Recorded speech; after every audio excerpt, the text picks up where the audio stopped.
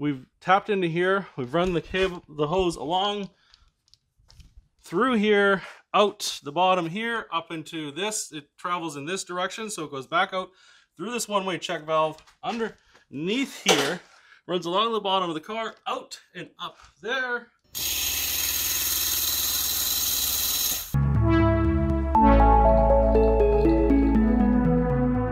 Good morning, YouTube. Welcome to another episode of Southdown Garage. My name is Kurt, and we are back working on the Jetta. Yes! I know, I'm so stoked. To be honest with you, when you make a YouTube video, if I came on showing you how I normally am and just talk like that, you guys would be like, gosh, this guy is boring. Shut up. Well, maybe you already do that. I get sometimes hyped up. And actually, this isn't just about hype. This is actual excitement because we are gonna add Breaking Bad to this Jetta. And yes, ladies and gentlemen, I do mean methanol. Not the kind that you go to your local dealer and grab. I'm not talking about the crystal version of meth, but I'm talking about water meth injection. Why is this thing on the hoist? I'm also doing a transmission service. The whole video is about putting in a boost gauge and meth. Why do we go to work? To pay for meth. I should get a t-shirt made that says that. Speaking of which, if you like coffee and hats, sweaters, take a look at southdowngarage.shop and pick yourself up something. Let's get into going over what we're doing. I've never installed meth before. Like every one of my other videos, it's like doing everything for the first time. I have to do some cleaning. All right, this is everything we have. This is the boost gauge.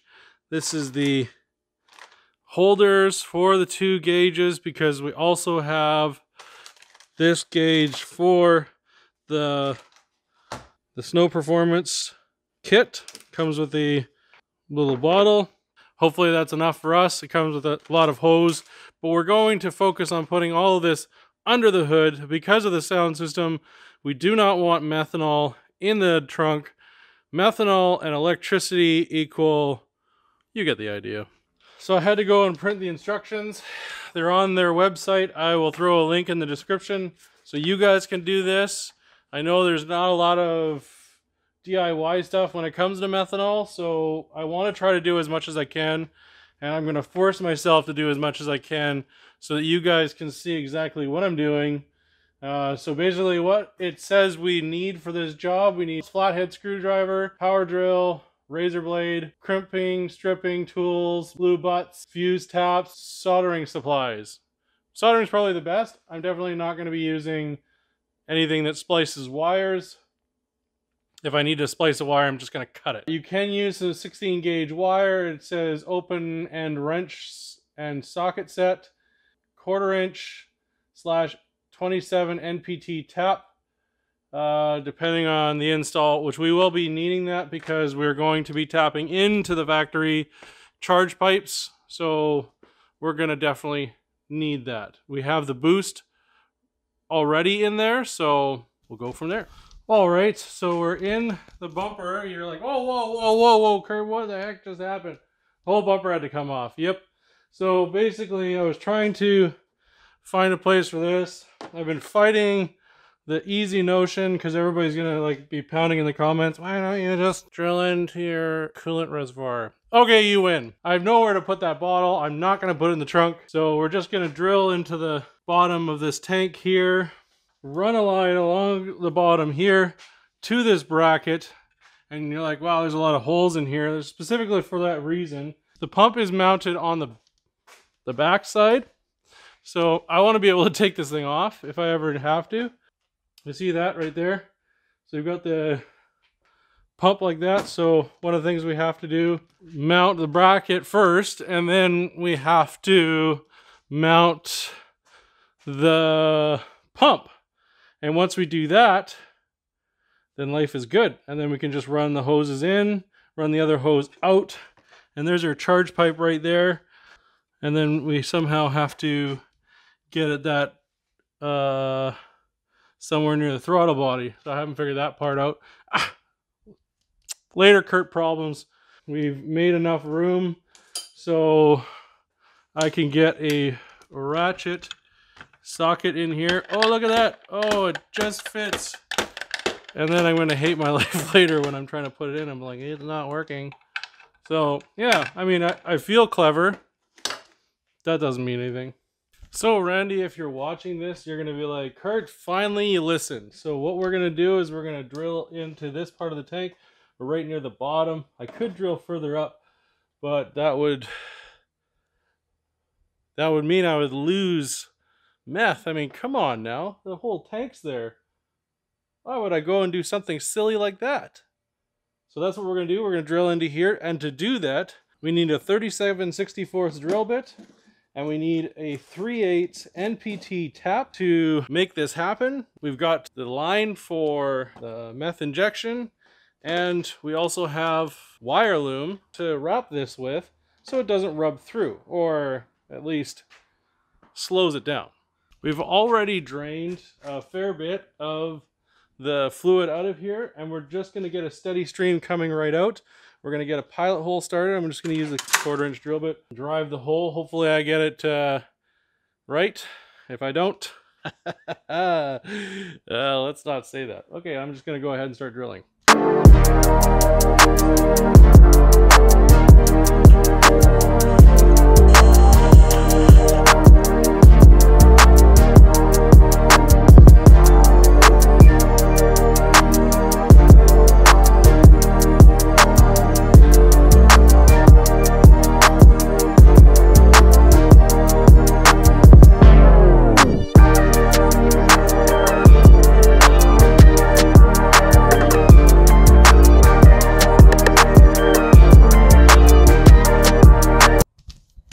Oh my goodness, ladies and germs, I cannot believe how freaking frustrating that was to get this out. Yes, so to take this pipe out, you have this little guy, so right under AC compressor, you have, and right directly behind that bolt, that's right, they literally put a hose right where this bolt goes.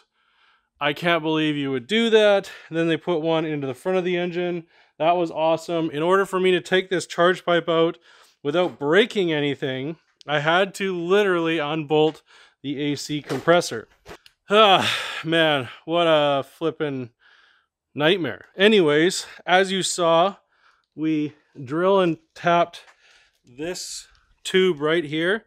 So we've got the Snowperformance. So I wanted to point out again that the Snowperformance portion will be pointing towards your jet.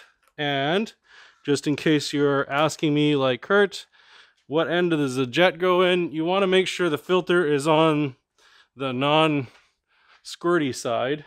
So I've got a number 4 and a number 6 nozzle. I was going to put the number 6 in, then I realized no. So just so you're wondering, this is what the nozzle looks like. You've got your filter on the back side. That goes into the fitting this way. And then this obviously is your jet. That goes into the spray side nozzle. Now, I'm going to finish trying to snake everything back in there and show you what it looks like. If you guys are wondering how to get this pipe out, easiest thing you can do is remove this bolt right there. You see it? Camera won't zoom. So that bolt is in behind the compressor. So you take the compressor out, unbolt that, and then there's this front bolt as well. And you take that out, and then this whole pipe can pretty much come out. After you get this tube off, yeah, it's a lot of fun. We have the gauges all ready to go in place here. And we have this bracket. The problem with this gauge is this one fits nice and snug, and it came with this bracket. And this other one here is loosey-goosey. So we had to adjust the other bracket so that we could install this. Let's just quickly install this. Why not? You guys are here. You can see what's going on. There we go. Love. Oh, I should turn it around. That's better. Turn it around so we can see what's going on with this here. And we're gonna go spin the nuts on, clap this down, and then we can go ahead and throw this into the car with the boost gauge. And funny enough, I ordered this kit for the Explorer, and we're not going to use it in the Explorer because we're going with something else. So I was like, well, let's do something fun. Let's put METH in here. And of course, my whole goal with METH is to make sure that my vehicle isn't like angry pollution, but you know, trying to be a better person. One day I'll figure out how to be a better person, and I'll let you know how to do that. So here we go. It looks awesome. This will have this little wiring on the back of it. We'll go through the wiring list on how to wire in this boost gauge. It uses a sensor right here to notice boost. The boost is going to be run into the cab, and then we're just going to run some power cables out, and we're going to try to do this as clean as possible. However, I have a race today. I can't finish this, so we're just going to do as little as possible to make this look good, and then we'll finish up by doing this properly when I have time, instead of rushing everything like I normally do. Now let's go to the car and show you what we've done. We have everything in place. We could not use the bottle, so we ended up tapping into here. We've tapped into here. We've run the cable, the hose along through here, out the bottom here, up into this. It travels in this direction, so it goes back out through this one-way check valve, underneath here, runs along the bottom of the car, out and up there, and ends up down in the bottom. Let's see if I can see. You're looking for the snow. There it is. There it is, right there. That's where it mounts to. It's almost impossible to see, but it's in place. We have the battery out because we're doing the service on the transmission. We have to run to my buddy's place. Oh man, so many things going on today. What a busy day it's going to be. We've got the boost line into the charge pipe just after the turbo right over here, and we're just running it through the firewall back there. We've also got the controlled wires. Here's one that will go to this fuse box right there. Everything else will go in the fender. We've got everything running through the cab, so that's all done. Now we just have to put the battery box back in. This will all be hidden, intake back in, yada yada. We've got some wiring started. We're running all of the wiring from the gauge through the bottom here under the dash. We're trying to right now find out where to wire in the fuse here. We're gonna sort of put something together because I need to get this car going. We also have to wire in the other gauges. So we have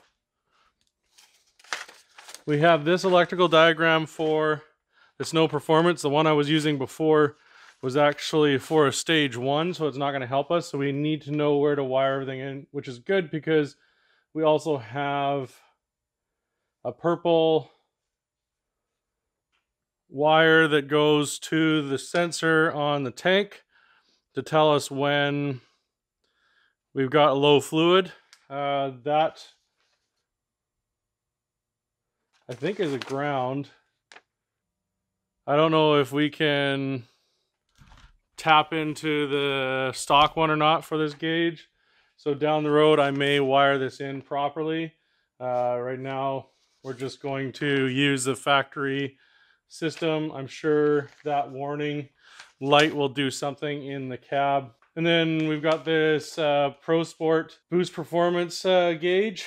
So we have to wire that in as well. So we're going to do that at the same time. We're going to wire the two together. Go ahead and finish up this install. This is a fairly light gauge wire for this Performance Boost kit. So I'm just going to plug it into the Snowperformance stuff, and then we're just going to use the same fuse for all the gauges, and then the lighting on this gauge will work off of my headlight switch. I will tap into that off of my traction control button. Should be pretty straightforward. We'll see how it goes. Nothing with me is straightforward, so low expectations. So we check down here to see where we're going to tap into. Sorry, all the wiring, it looks kind of messy. So we tapped here. That's where we're getting our power from. It's a ignition on, so we tested that with this puppy, because we tested down here, and that 15 that I wanted to tie into, it's on full battery all the time. So we're just going to go ahead, turn the ignition on. So right away you see everything turns on. Beautiful. And then I can turn the ignition, I can turn the lights on, and voila. Now that that's done, we have an even more enjoyable task. So part of the process is purging the system. Well, if you remember, yeah, it's way down there, and I thought, oh yeah, Kurt, you're so smart. Well, Kurt, you're a dimwit, because you can literally see the end of it right there, because my camera won't focus, but that's fine. That's where the end of it is. Taking that off is going to be a challenge. So we're going to try to take these boots off, and then I'm going to just stuff a rag in there, and then we're going to try to purge the system. I'll set my GoPro up to make sure it's doing what it's supposed to. I can't set the GoPro up. I got to set this camera up. Oh dear. We've been priming the pump for the METH injection. Haven't been getting anywhere. Didn't see any spray come out. Didn't see nothing. Just nothing. So, and it says if you have that, you have a blockage. So unfortunately I had to take the whole bumper off, and I had to take this valve out in order to prime it all the way to here, because this was not allowing it to prime with this valve in. So if you do this, take this valve out, even though it is, the arrow is facing down, so it's heading to the engine, it would not allow us to prime. So make sure when you do this, you prime without this valve in it, and then once you're done that, you can hook this valve up, and it should look something like this. Once that's done, you've bled through that valve, you can hook this other line up down here into your engine, and you can prime that as well.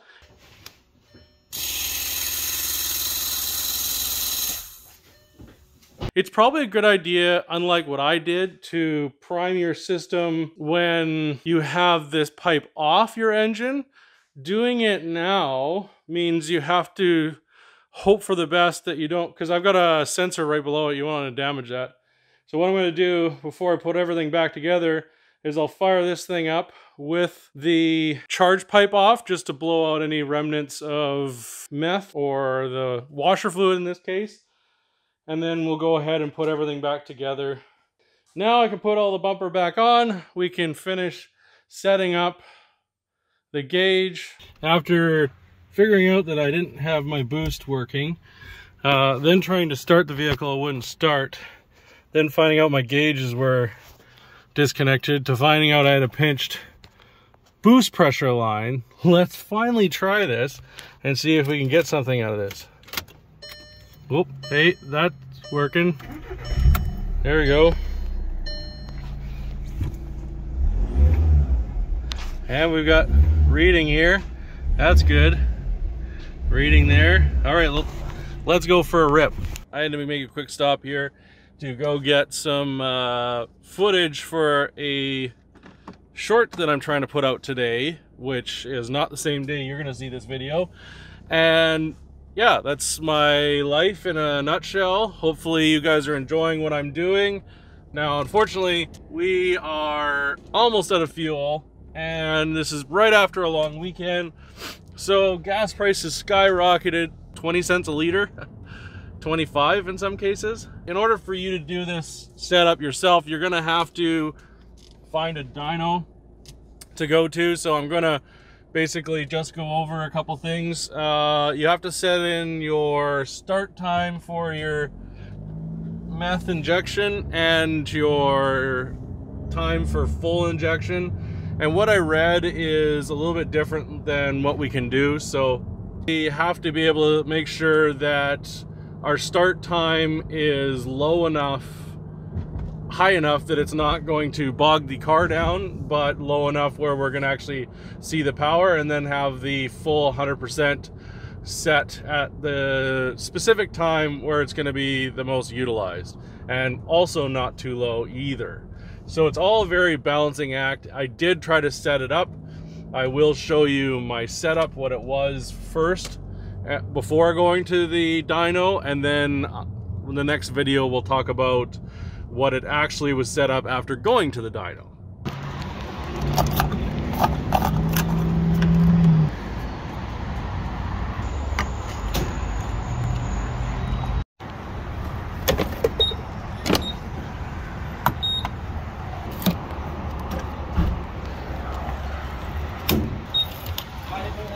Yeah.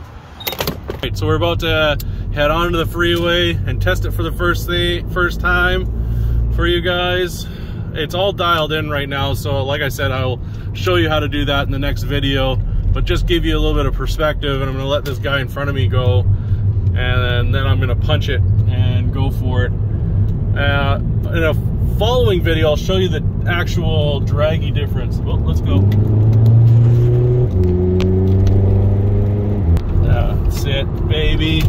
Just get up. You just hear the thing like, Let's switch off METH and let's go make a pass. And do that, you just on, injection off. Now let's go for it.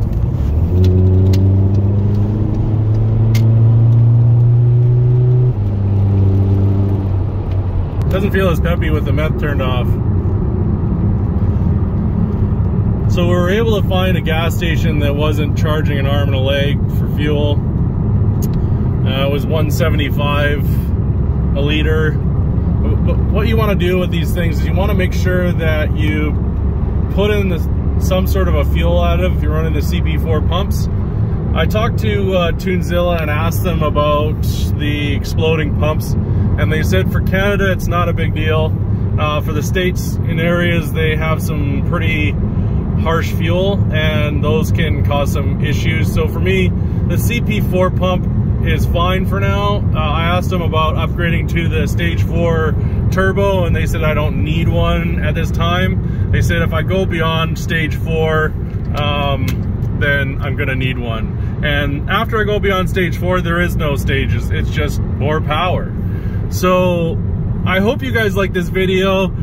We've got METH in this thing. Now let's see how much power it makes on the dyno so we can test this thing and find out exactly what settings you should set your Jetta to. And there is a party setting, which is what the dyno number will read. Have a wonderful day, take care, and we'll see you on another episode of Southdown Garage. Bye for now. The calls earlier, was it blowing exhaust? It was? Okay, just think it's fine.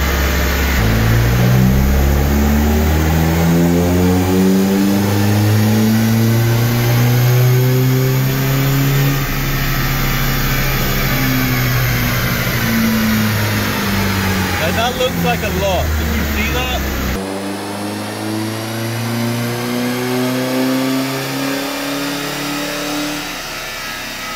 I don't think it was that much.